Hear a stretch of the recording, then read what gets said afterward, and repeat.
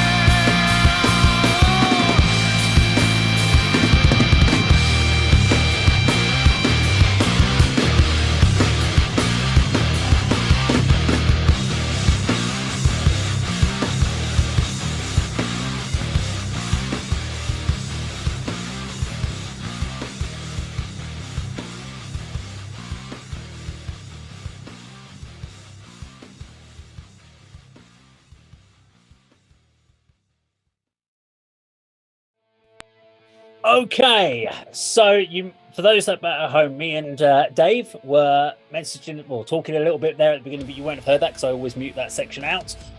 So yes, Dave, you obviously know who this band is, and it did come up on the screen and it says Godsized. But before we talk about that, we're going to throw it to Andy. Have you ever heard this band before? No, I haven't. So we're going to throw you for your feedback before we add anything into this. Okay. Yeah, I mean, opens with a really neat bass sound that continues throughout the song, which is really good. You don't always hear the bass, on the tracks that we review and sort of metal in general, recordings and live. It was up-tempo sludge metal, wasn't it? Really, unexpectedly quick, for the sort of style that it is. It's a bit of a departure, really, but I really enjoyed it. The vocals reminded me a little bit of Bobby Liebling from Pentagram. Really like the look of the video. It's simple but effective. Obviously, rehearsal studio or in a live venue. The drummer, he had a really mean look occasion. I like that. He's real grimace. Really looked like he's having good fun.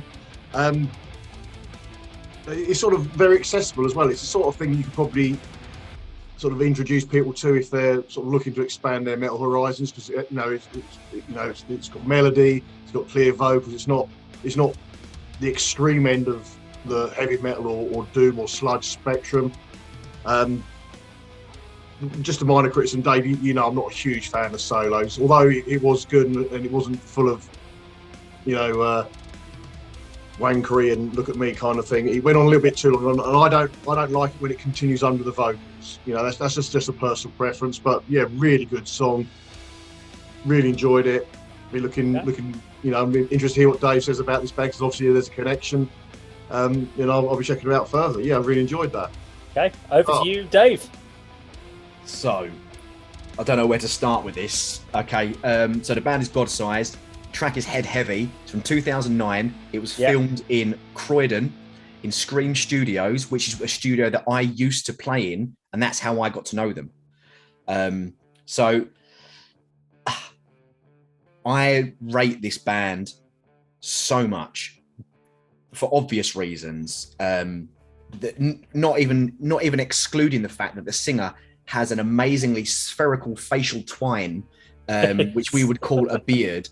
And the amount of times that sort of we played with them in my other band, going around Southeast and touring and stuff like that, not touring with them, but just seeing them on the circuit, his beard, instead of going that, it just went like that. And it just got massive. So he can grow a serious facial twine. So big up that man.